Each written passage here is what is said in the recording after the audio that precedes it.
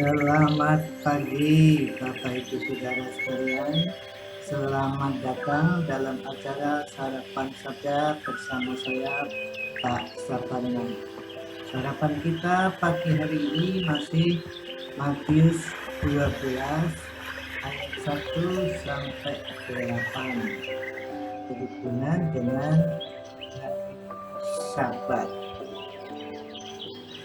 Matius 12 ayat 7 sampai dengan yang ke-4.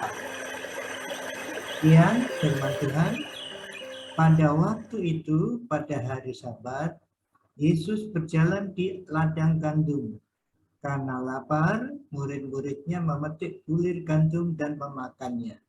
Melihat itu, berkatalah orang-orang Farisi kepadanya, "Lihatlah, murid-muridmu berbuat sesuatu yang tidak diperbolehkan pada hari Sabat." Tetapi jawab Yesus kepada mereka, "Tidakkah kamu baca apa yang dilakukan Daud ketika ia dan mereka yang mengikutinya lapar? Bagaimana ia masuk ke dalam rumah Allah dan bagaimana mereka makan roti sajian yang tidak boleh dimakan baik olehnya maupun oleh mereka yang mengikutinya, kecuali oleh imam-imam. Atau tidakkah kamu baca dalam kitab Taurat bahwa pada hari-hari Sabat imam-imam melanggar hukum Sabat di dalam bait Allah namun tidak bersalah? Aku berkata kepadamu, di sini ada yang melebihi bait Allah. Jika memang kamu mengerti maksud firman ini, yang ku kehendaki ialah belas kasihan dan bukan persembahan. Tentu kamu tidak menghukum orang yang tidak bersalah, karena anak manusia adalah Tuhan atas hari Sabat. Bapak Ibu Saudara yang dikasih Tuhan, kemarin diizinkan bekerja, bukan bekerja ya, kemarin memetik gandum pada hari Sabat, makan pada hari Sabat, dengan penjelasan bahwa aturan masih di bawah keperluan orang. Keperluan orang lebih penting daripada aturan. Aturan bisa diabaikan pada waktu ada kepentingan atau keperluan dari manusia.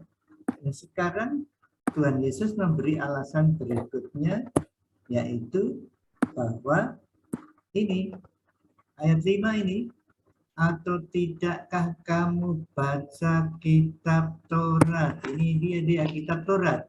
Lagi-lagi alasannya adalah firman Tuhan. Yesus menjelaskan kepada orang Farisi, kamu baca firman Tuhan ya. Firman Tuhan itu tidak hanya satu ayat kemudian ditafsirkan sendiri seperti yang saya jelaskan kemarin, ada 39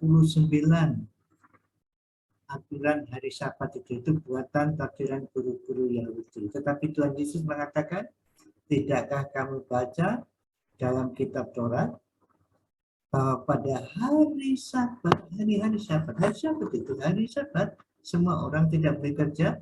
Imam-imam itu melanggar hukum Sabat di dalam kadalah namun tidak bersalah. Melanggar tidak bersalah, bukan? Karena imam itu tugasnya melayani umat.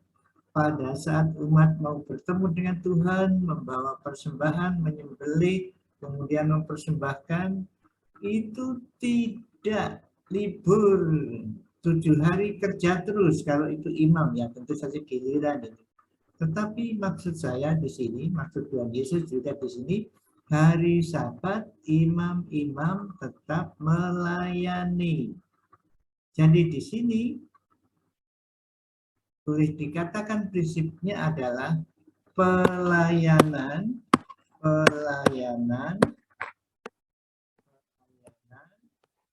lebih penting daripada aturan yang disimpulkan oleh para ahli Taurat waktu itu adalah 39 aturan hari Sabat. Tapi imam tidak kena aturan itu karena pelayanan, karena melayani.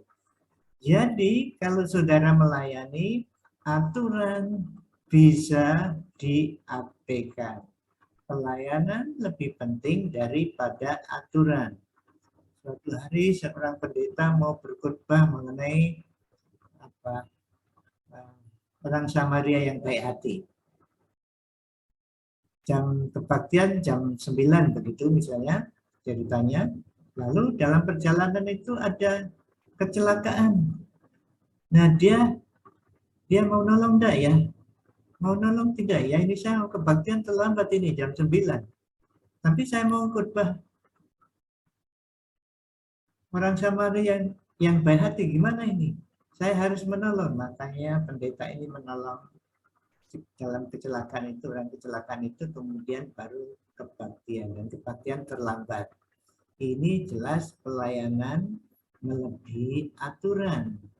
Ada rumah sakit yang luar biasa peraturannya adalah tangani dulu administrasi belakang. Ini menunjukkan suatu prinsip firman Tuhan, pelayanan lebih daripada.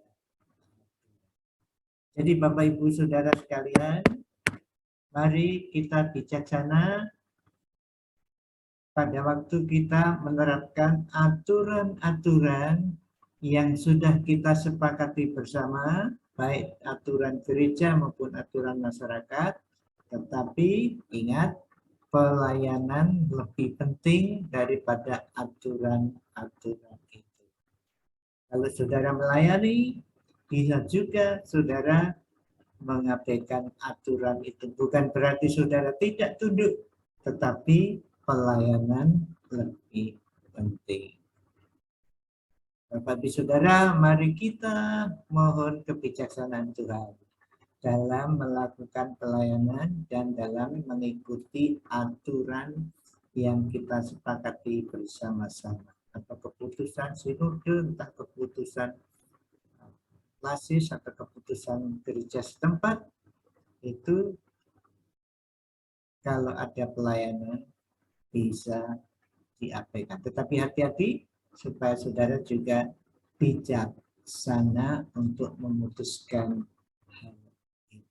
Mari kita berdoa. Terima kasih Tuhan Yesus, kami beri pelajaran untuk bijaksana memilih pelayanan melebihi daripada aturan-aturan yang dibuat oleh manusia. Walaupun aturan-aturan itu merasa turunan dari firman Tuhan.